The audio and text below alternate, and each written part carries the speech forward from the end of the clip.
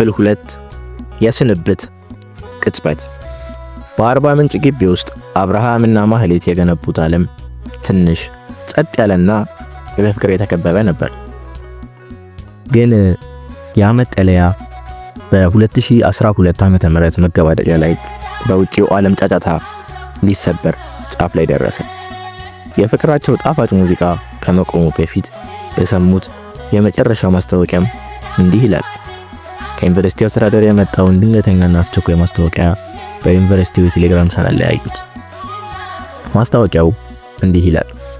ክቡራትና የተከበራችሁ የአርባ ምንጭ ዩኒቨርሲቲ ተማሪዎች በሙሉ፣ ይህ መልእክት ከመደበኛ ማስታወቂያ ውጪ በከፍተኛ የድንገተኛ አደጋ ጊዜ የተሰጠ ነው።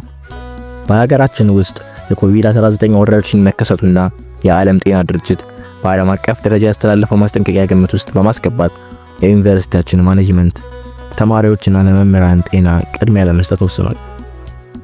ከዛሬ ጀምሮ ትምህርት እስከሚቀጥለው ማስታወቂያ ድረስ ሙሉ በሙሉ ይቋረጣል። ስለሆነም ሁሉም ተማሪዎች በ48 ሰዓታት ውስጥ የግል ንብረታቸውን ይዘው ግቢውን ለቀው ወደ የቤተሰቦቻቸውና ወደ መኖሪያ አካባቢያቸው እንዲመለሱ በጥብቅ ትዕዛዝ ተላልፏል። ይህ የጤናና የደህንነት ጉዳይ ነው። ዩኒቨርሲቲው ለመውጣት የሚያስፈልገውን የትራንስፖርት በተሻለ መጠን ያመቻቻል። መዘግየት አይፈቀድም። እባክዎ የትዕዛዙን ፍጥነት ተረድተው ትብብር ያድርጉ። የማስታወቂያው ቃላት እንደ በረዶ ውሃ በላያቸው ላይ ፈሰሰ። ይህ የኮቪድ መዘጋት አይደለም። ይህ ግንኙነታቸውን ሊያፈርሰው የሚችል እውነተኛ አደጋ ነበር። የ24 ሰዓታት ውጥረት። በዚያች ሌሊት የቀሩት 24 ሰዓታት እንደ 24 ደቂቃዎች በፍጥነት አለፉ። እያንዳንዱ የልብስ ጥፋት፣ እያንዳንዱ የመጽሐፍ መዝጊያ፣ እያንዳንዱ የጠረጴዛ መጥረግ የመጨረሻ መሆኑን ያውቁ ነበር። ማህሌት ነገሮቿን ስታሽግ፣ አብርሃም በመኖሪያ ህንጻው ደረጃ ላይ ቆሞ ይተክዝ ነበር። የመጨረሻው እቅፍ። በማግስቱ ማለዳ የዩኒቨርሲቲው መውጫ በር ላይ አውቶቡስ መድረሻውን አክሱም፣ ጎንደር፣ ሐዋሳ፣ አዲስ አበባ ወዘተ የሚል ጽሑፍ አይተዋል። እንዲሁም ተማሪው ሁሉም ቤተሰቦቻቸው ለሚኖሩበት ከተማ ለመሄድ ይተረማመሳሉ። በዙሪያቸው ያለው ትርምስ፣ የተጨናነቁ ተማሪዎች፣ የደህንነት ሰራተኞችና የሞተር ድምጾች በፍቅራቸው ዓለም ውስጥ ግን አልተሰማ። እርስ በእርስ ሲተያዩ የመጨረሻ እውነት ገባው። ይህ ምናልባት መጨረሻው ሊሆን ይችላል። አብርሃም ማህሌትን አጥብቆ ያዘ። ያ እቅፍ ቃል የሌለው ልመና፣ ልቡን የማጣት ፍርሃትና የመለየት ህመም የሞላበት ነበር።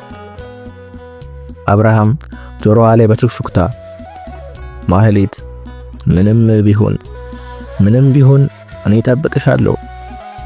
ማህሌት አንገቱ ላይ ተንጠልጥላ እንባዋ የአብርሃምን ሸሚዝ አርሷል። አብርሃም እባክህ ቃል ግባልኝ፣ የምትችለውን ሁሉ አድርግ ጮኸች።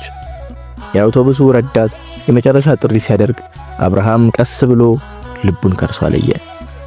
ያ የስንብት ቅጽበት አካላዊ ህመም ነበር።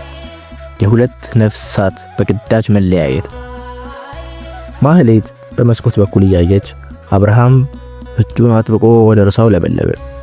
አውቶቡሱ ዩኒቨርሲቲውን ለቆ ሲወጣ የመጨረሻ ያየችው የአብርሃም ፊት በጭንቀትና በተሰበረ ተስፋ የተሞላ ነበር።